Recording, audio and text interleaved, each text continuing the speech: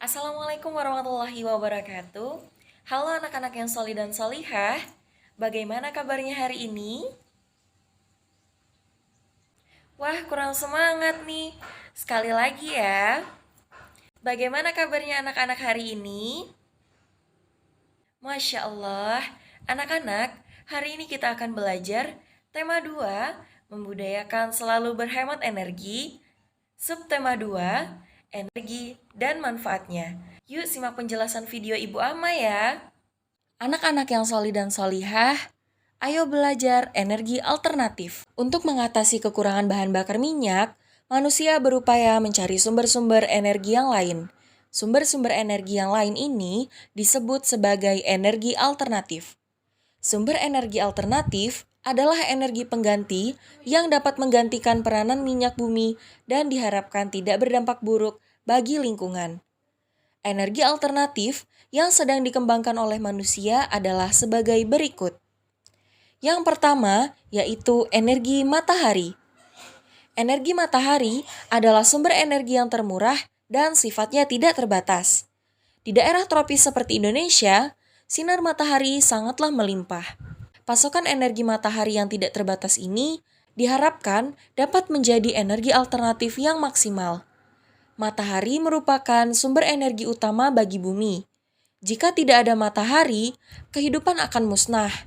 Dalam kehidupan sehari-hari, dapat kita lihat manfaat matahari.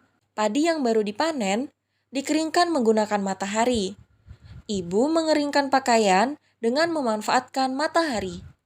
Panas matahari juga dapat digunakan untuk memanaskan ruangan dan memanaskan air. Jika kalian amati, masih banyak manfaat matahari yang lainnya. Oleh karena itu, matahari suatu anugerah bagi manusia. Manfaat-manfaat yang telah disebutkan merupakan manfaat langsung dari matahari. Dengan menggunakan peralatan canggih, energi matahari dapat diubah menjadi energi bentuk lainnya. Misalnya, sel surya yang dapat mengubah energi matahari menjadi energi listrik.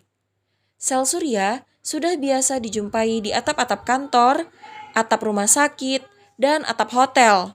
Dengan menggunakan sel surya, kebutuhan listrik di sebuah rumah dapat dicukupi. Penggunaan listrik melalui PLN dapat dikurangi. Teknologi baru tenaga matahari juga sedang dirintis. Energi matahari dapat juga digunakan untuk menggerakkan kendaraan. Jika teknologi ini berhasil, lingkungan sangat diuntungkan karena mobil tenaga surya tersebut bebas polusi udara dan polusi suara. Energi yang kedua yaitu energi angin. Angin adalah udara yang bergerak.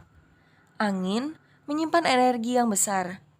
Angin dapat menimbulkan badai yang mampu menerbangkan pepohonan, mobil, bahkan rumah. Oleh karena itu, angin dapat dijadikan sebagai sumber energi alternatif. Angin menyimpan energi, jadi angin menyimpan energi. Jadi, angin juga termasuk sumber energi. Manusia telah memanfaatkan energi angin sejak dahulu. Misalnya, untuk menggerakkan perahu layar, layang-layang, dan kincir angin. Saat ini, angin juga dimanfaatkan untuk membangkitkan energi listrik melalui alat yang disebut aerogenerator. Tetapi, masih terbatas pada negara-negara tertentu. Dapatkah kalian menunjukkan contoh-contoh negara yang telah memanfaatkan energi angin untuk membangkitkan energi listrik? Energi yang ketiga yaitu energi air. Air biasanya mengalir dari tempat yang tinggi ke tempat yang rendah.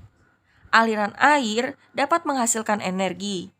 Energi air adalah energi yang diperoleh dari air yang mengalir. Air yang bergerak dari sungai yang mengalir atau gelombang di lautan menyimpan energi yang besar. Aliran air yang sangat deras dapat digunakan untuk menggerakkan turbin pada pusat pembangkit energi listrik. Putaran kincir air yang dihasilkan turbin dapat menggerakkan generator listrik sehingga energi listrik dapat dihasilkan. Pembangkit listrik tenaga air dikenal dengan singkatan PLTA. Energi yang keempat adalah energi bahan bakar bio. Energi bahan bakar bio merupakan energi yang berasal dari makhluk hidup, baik dari tumbuhan maupun hewan.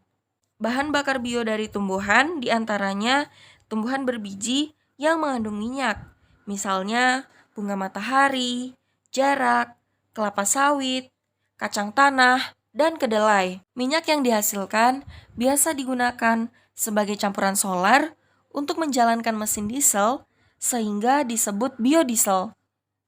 Adapun singkong, jagung, dan sagu dapat diubah menjadi bioetanol. Bioetanol dapat menggantikan penggunaan bensin atau premium. Bahan bakar bio juga dapat berasal dari kotoran hewan. Bahan bakar tersebut dikenal dengan nama biogas. Kotoran hewan yang ada dimasukkan ke dalam ruangan bawah tanah atau lubang. Penguraian kotoran hewan dengan bantuan bakteri akan dihasilkan gas metana yang digunakan sebagai bahan bakar kompor. Selain itu, bahan bakar ini dapat juga dimanfaatkan untuk bahan bakar kendaraan bermotor. Yang kelima yaitu energi panas bumi. Energi panas bumi atau energi geotermal adalah energi yang berasal dari panas yang tersimpan di bawah permukaan bumi. Bumi yang terbentuk seperti bola sesungguhnya tersusun dari lapisan-lapisan. Pusat bumi terbentuk dari lapisan batuan yang sangat panas.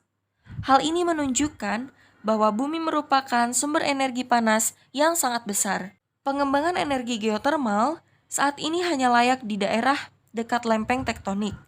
Hal ini juga menjadi alasan hanya ada 24 negara di dunia yang memanfaatkan energi panas bumi di saat ini. Energi panas bumi adalah energi yang dihasilkan oleh magma di dalam perut bumi. Energi ini dapat dimanfaatkan di daerah pegunungan. Batuan panas yang terbentuk memanaskan air di sekitarnya sehingga dihasilkan uap air panas atau geyser. Sumber uap panas tersebut kemudian dibor. Setelah disaring, uap panas yang keluar dari lubang pengeboran dapat digunakan untuk menggerakkan turbin yang memutar generator sehingga menghasilkan energi listrik. Yang terakhir yaitu gelombang laut. Gelombang laut termasuk energi gerak yang sangat besar. Saat menumbuk pantai, gelombang laut menghasilkan energi yang besar. Energi itu dapat dimanfaatkan untuk membangkitkan tenaga listrik. Pembangkit listrik yang memanfaatkan gelombang laut disebut pembangkit listrik tenaga gelombang air laut atau singkat PLTGL. Bangsa Indonesia merupakan negara yang memiliki sumber energi kaya dan beragam. Kita memiliki sumber energi fosil berupa minyak bumi dan batu bara. Kita juga memiliki sumber energi alternatif yang melimpah, seperti sinar matahari, angin, air, tumbuhan, dan yang lainnya. Akan tetapi, ternyata bangsa Indonesia masih sangat bergantung pada sumber energi fosil sebagai sumber energi utama. Padahal, sumber energi fosil ini sangat terbatas jumlahnya dan bisa habis. Lalu, sebaiknya apa yang harus kita lakukan untuk mengatasi hal tersebut? Silahkan kalian diskusikan dengan Abi dan Umi di rumah. Anak-anak yang solih dan solihah, selanjutnya kita akan belajar jumlah energi listrik yang digunakan di rumah. Energi alternatif seperti matahari, air, dan angin dapat diubah menjadi energi listrik. Energi listrik itulah yang banyak digunakan di rumah-rumah penduduk. Tentu, di rumah kalian sudah terpasang listrik. Coba bayangkan, masih adakah teman-teman kalian yang rumahnya belum terpasang listrik? Pasti mereka akan kesulitan belajar di malam hari. Kalian harus bersyukur kepada Tuhan. Pernahkah kalian mengalami pemutusan aliran listrik pada malam hari? Bagaimana rasanya? Tentu sangatlah tidak nyaman, bukan? Begitu pentingnya tenaga listrik dalam kehidupan kita. Oleh karena itu, kita harus selalu berhemat dalam menggunakan energi listrik. Mengapa demikian? Anak-anak yang solih dan solihah, perhatikan tabel ini ya. Kemudian, kerjakan di buku kalian masing-masing ya. Di sebuah ruang tamu, terdapat banyak lampu 2 buah dengan daya lampu masing-masing 20 watt. Kemudian, Total daya yang digunakan yaitu 2 dikali 20 sama dengan 40. Anak-anak, tugasnya adalah menghitung total daya yang digunakan pada ruang makan, ruang keluarga, kamar mandi, ruang dapur, teras, dan juga garasi. Jawablah pertanyaan berikut dengan benar di buku tulis kalian. 1. Berapakah daya lampu yang digunakan di ruang makan?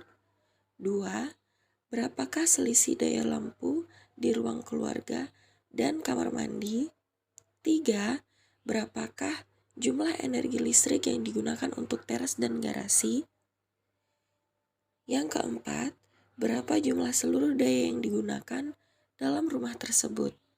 Ayo belajar membuat bingkai foto. Biasanya, barang-barang yang tidak terpakai hanya dibuang menjadi sampah. Kebiasaan membuang sampah sembarangan yang terus-menerus dapat menimbulkan bencana banjir. Namun, di antara barang-barang tersebut, sebetulnya masih ada yang bisa dimanfaatkan menjadi benda pakai yang memiliki nilai tambah. Contohnya adalah kardus bekas. Dari bahan kardus bekas dapat dibuat beraneka keterampilan seperti membuat bingkai foto dan mobil-mobilan. Nah, anak-anak, Ibu Ama akan memberikan contoh bagaimana cara membuat bingkai foto. Kemudian, kalian dapat membuat bingkai foto juga seperti yang Bu Ama buat.